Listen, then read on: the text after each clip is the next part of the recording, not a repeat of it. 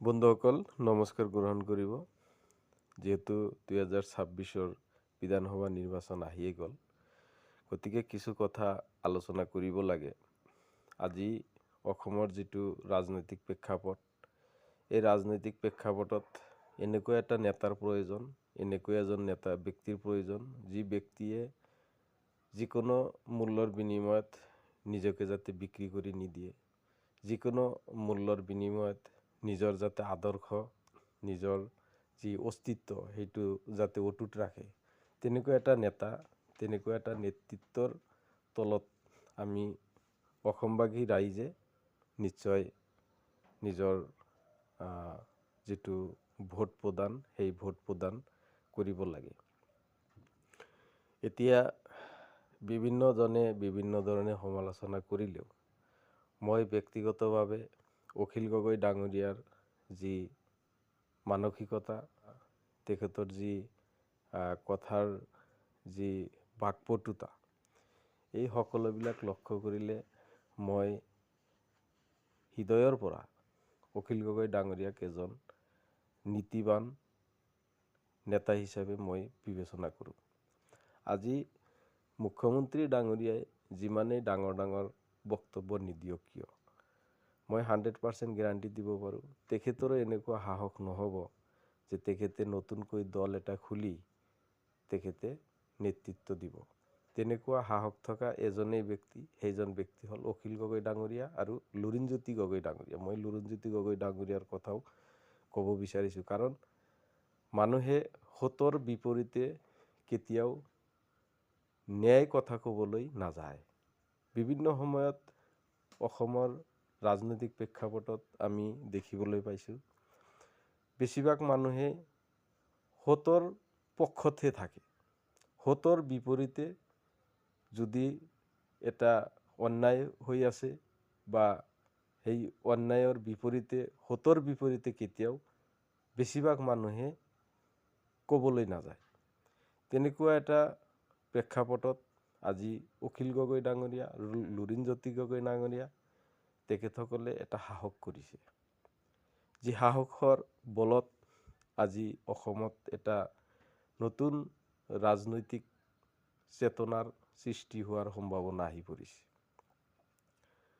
আজি এনেকুৱা এটা পৰিৱেশ গোটেই অসমত সৃষ্টি হ'বলৈ গৈ আছে, যিটো পৰিৱেশত আমি যিকোনো ব্যক্তিয়ে পুৰণা দিনত বা অতীতত যেনেকুৱা এটা দলৰ প্ৰতি আমি আনুগত্য আছিলোঁ, কংগ্ৰেছেই হওক, বিজেপিয়ে হওক, এজিপিয়ে হওক, সেই যি দলৰ প্ৰতি থকা আনুগত্যই মানুহৰ যি ন্যায় অন্যায় বিচাৰ বিবেচনাৰ যি দৃষ্টি, সেই দৃষ্টি যে সেই দলীয় আনুগত্যৰ কাৰণে মানুহে হেৰুৱাই পেলায়, তেনেকুৱা এটা ন্যায় অন্যায় বিচাৰ কৰা, বিবেচনা কৰা যি দৃষ্টি, সেই দৃষ্টি সুস্থভাৱে, সুন্দৰভাৱে প্ৰয়োগ কৰাৰ যি পৰিকল্পনা, সেই পৰিকল্পনা অসমত সৃষ্টি হোৱাৰ দুজন ব্যক্তিকেই আমি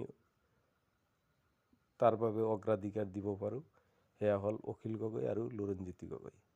এতিয়া MLA এটা হওক, দুটা হওক, সেইটো ডাঙৰ কথা নহয়, কিন্তু তেখেতসকলৰ আদৰ্শটো হ'ল ডাঙৰ কথা। যি আদৰ্শত মানুহে নিজৰ সকলো আৰ্থিক, সামাজিক বা ভোগ বিলাসিতা সকলো বস্তু পৰিত্যাগ কৰি কেৱল আদৰ্শৰ কাৰণে মানুহে একত্ৰিত হৈ বা এটা সতৰ বিপৰীতে গৈ নিজৰ আদৰ্শটোক জীয়াই ৰখাৰ কাৰণে যি সংগ্ৰাম, সেই সংগ্ৰামত অখিল গগৈ ডাঙৰীয়া আৰু লুৰিণজ্যোতি গগৈ ডাঙৰীয়া জয়ী হৈছে বুলি মই ক'ব বিচাৰোঁ।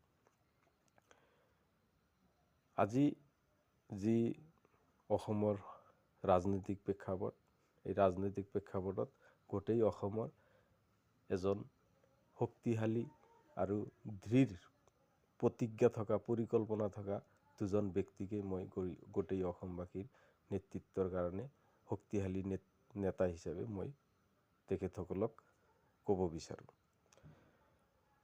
যিকেই নহওক, যিহেতু বিৰোধী দলত আমাৰ গৌৰৱ গগৈ ডাঙৰীয়াও আছে, লুৰণজ্যোতি গগৈ ডাঙৰীয়া আৰু অখিল গগৈ ডাঙৰীয়া আছে। গতিকে বিৰোধী যি ঐক্যমঞ্চ, সেই বিৰোধী ঐক্যমঞ্চত মই সম্পূৰ্ণৰূপে গৌৰৱ গগৈ, অখিল গগৈ আৰু লুৰণজ্যোতি গগৈ এই তিনিজনৰ যি বন্ধন, সেই বন্ধনক সম্পূৰ্ণৰূপে সমৰ্থন কৰিছোঁ আৰু সেই সমৰ্থিত বিৰোধী দলৰ যি ঐক্যমঞ্চ, সেই ঐক্যমঞ্চক সকলো অসমবাসী ৰাইজক সমৰ্থন কৰিবলৈ আহ্বান জনাইছোঁ। আৰু মই এতিয়া আমাৰ সংখ্যালঘু যি নামনি অসমৰ যি মুছলিম অধ্যুষিত অঞ্চল আছে, সেই অঞ্চলৰ ব্যক্তিসকলক মই বেছি নহয় 2-3টা কথা ক'ম। তেখেতসকলে কেনেকুৱা প্ৰতিনিধি নিৰ্বাচন কৰিব লাগিব সেই বিষয়ে মই পৰামৰ্শ দিম। এতিয়া কোনোবাই মানিব নেমানিব সেইটো তেখেতসকলৰ কথা। এতিয়া আপোনালোকে সকলোৱে জানে যে আজি যি ৰাজনৈতিক প্ৰেক্ষাপট, অতীতৰ পৰাই আমি মুছলিম সংখ্যালঘু অঞ্চলৰ মানুহে দুটা ভাগত বিভক্ত আছিলোঁ। এটা আছিল কংগ্ৰেছ আৰু আমাৰ সংখ্যালঘুৰ যি দল, যেনিবা আগতে আছিল UMF, এতিয়া বৰ্তমান AIUDF। কিন্তু এই AIUDF বা UMF কৰি আমি পূৰ্বত বা অতীতৰ পৰা এতিয়ালৈকে ছাকচেছ হ'ব পৰা নাই। আৰু যেতিয়াই এই দলসমূহক আমি আঁকোৱালি লওঁ, তেতিয়াই যি দলে চৰকাৰ গঠন কৰে, সেই দলৰ পৰা আমি বিৰত থাকিব লাগে। চৰকাৰ গঠনত আমি কেতিয়াও অংশগ্ৰহণ কৰিব নোৱাৰোঁ।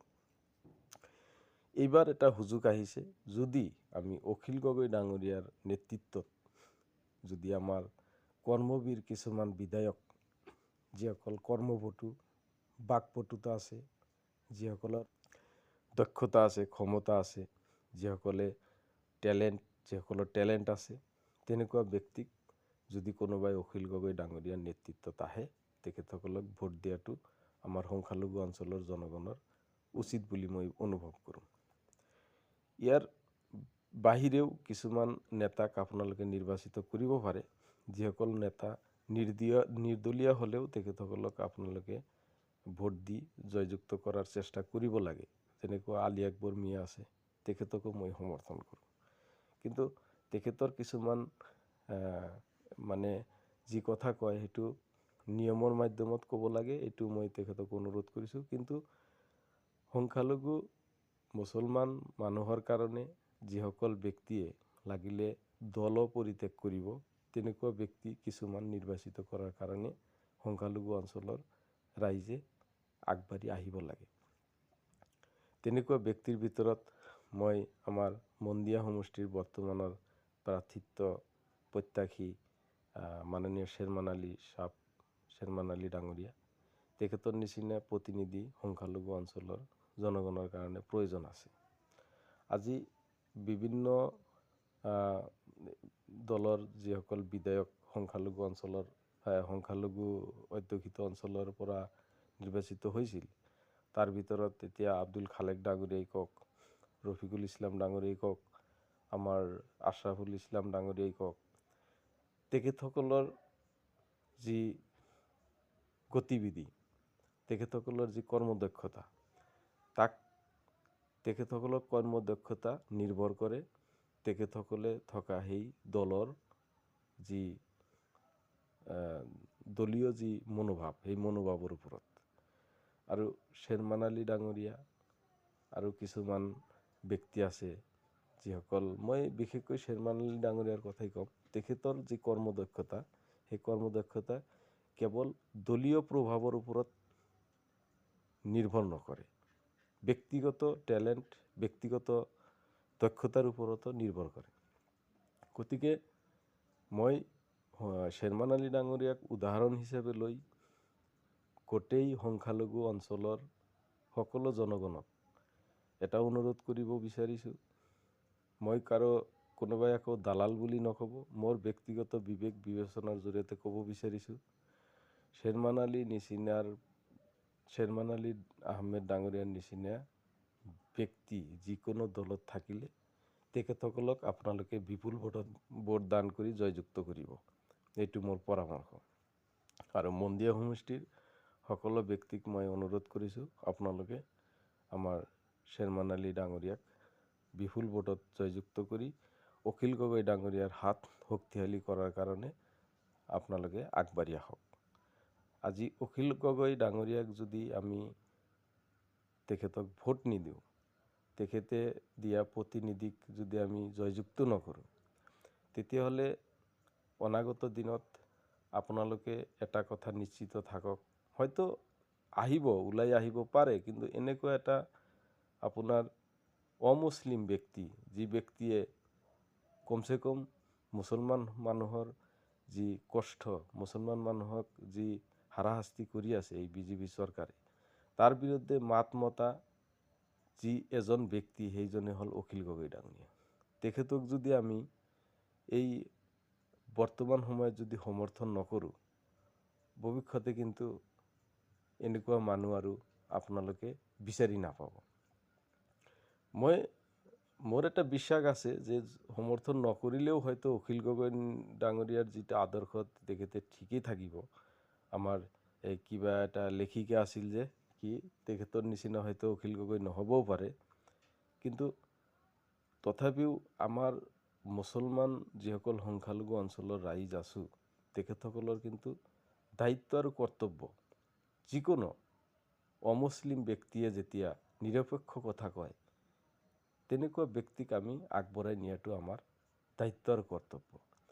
গতিকে মই মোৰ ব্যক্তিগত বিবেচনাৰ জৰিয়তে এই কথাখিনি গোটেই অসমবাসী ৰাইজ তথা বিশেষকৈ আমাৰ সংখ্যালঘু অঞ্চলৰ জনগণক এই কথাখিনি মই প্ৰচাৰ কৰাৰ কাৰণে বা সকলোৱে অৱগত হোৱাৰ কাৰণে মই কথাখিনি উত্থাপন কৰিলোঁ। আপোনালোকে দয়া কৰি মোৰ কথাখিনি পৰামৰ্শ হিচাপে মানি এইবাৰৰ নিৰ্বাচনত তেনেকুৱা কৰ্মদক্ষ ব্যক্তিসকলক নিৰ্বাচিত কৰক আৰু পাৰ্যমানে আমাৰ অখিল গগৈ ডাঙৰীয়াৰ হাত মজবুত কৰক। এইখিনি কৈ মই মোৰ বক্তব্য সামৰণি মাৰিছোঁ। ধন্যবাদ। জয় অসম।